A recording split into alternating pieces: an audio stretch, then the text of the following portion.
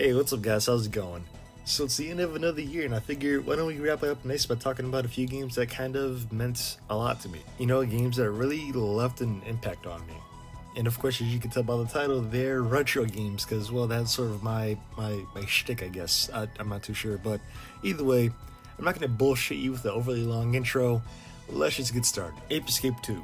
Now, this is the first game that I want to talk about for a reason. This game kind of mentally brought me back to a certain time, and not a lot of games really do that. Even my favorite childhood games that I still play to this day don't even do that, but for some reason, Ape Escape 2 did.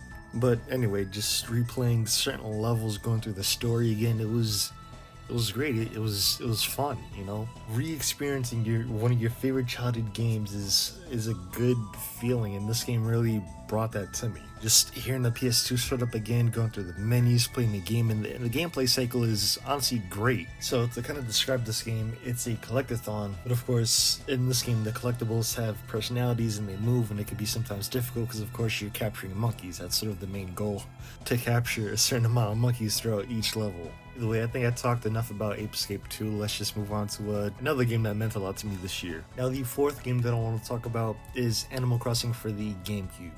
Now, this is a bit of a weird one. So, when I first heard about Animal Crossing for the GameCube, I thought if I could put in 2,000 hours on Animal Crossing New Horizons, I could potentially do the same thing with the original Animal Crossing.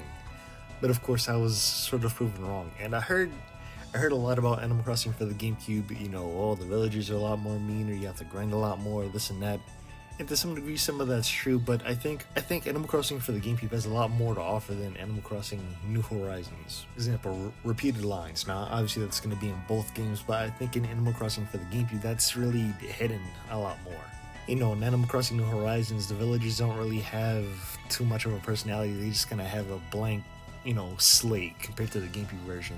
And when it comes to the GameCube Animal Crossing, I was really able to get immersed in the world and shit. Like, I used to, you know, just sit on my GameCube, check on the villagers, you know, do errands, shit like that. Same thing in New Horizons, just with, I don't know, a bit more detail. But I talked enough about Animal Crossing for the GameCube. Let's just move on to something else. Now, the third game that I want to talk about is Mario Sunshine. Now, the reason why this is on here is because, well, there's no other Mario game like this. I remember I think about this game back in, like, July, May, whenever.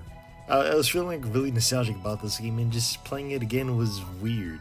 You know, after playing Mario Odyssey and Galaxy and this and that, there's no other Mario game really like this. And the history on this game is weird too, so this game is kind of like rushed out, so there's a bunch of bugs or whatever, and to think that this game came out like after Mario 64 is kind of weird. But there's a lot of details about this game that I just love. I mean, Delfino Plaza, the Piantas, but just think about it though, like this is a Mario game that doesn't take place in, you know, the Mushroom Kingdom. You still have to save Peach, but instead of fighting Bowser, you're fighting, you know, Bowser Jr. Mario's a fucking criminal in this game. There's a lot of weird quirks about this game that I absolutely love. Second game I want to talk about, Stubbs the Zombie. Now this game has a very original concept. You, of course, play as a zombie named Stubbs, and it takes place in the 1950s, and the goal throughout the game is to just, you know, eat brains and do basic zombie shit.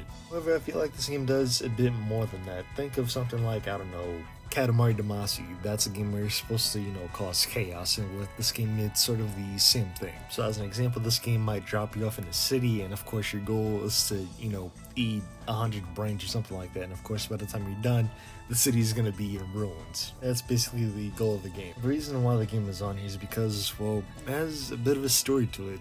Released late in the original Xbox's life cycle, like around 2005. So during 2005, the 360 came out, and of course by that time, the original Xbox was kind of dead at that point. Another game that sort of surprised me. You know, I wasn't expecting much from Stubbs the Zombie, but I put in like 100 hours into the game, so this game definitely left its mark with me.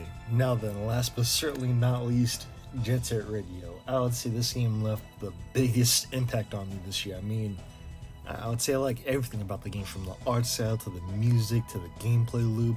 I would say I like almost everything about this game. And one big factor about this game that I love is the OST. This game has one of the greatest game OSTs of all time.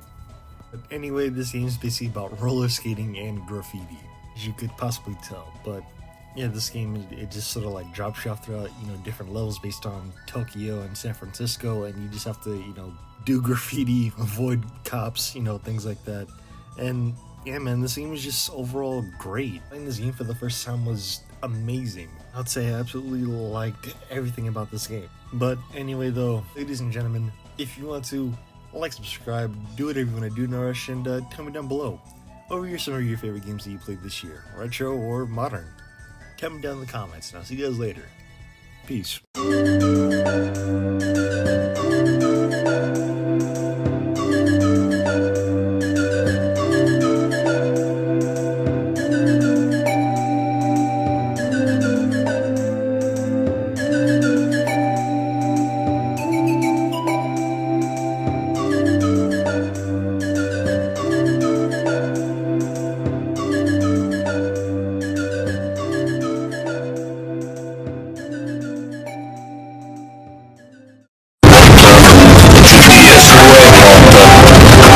Navigation systems. Well, I am the one who feeds the virtual dogs. You've killed us all, Walter.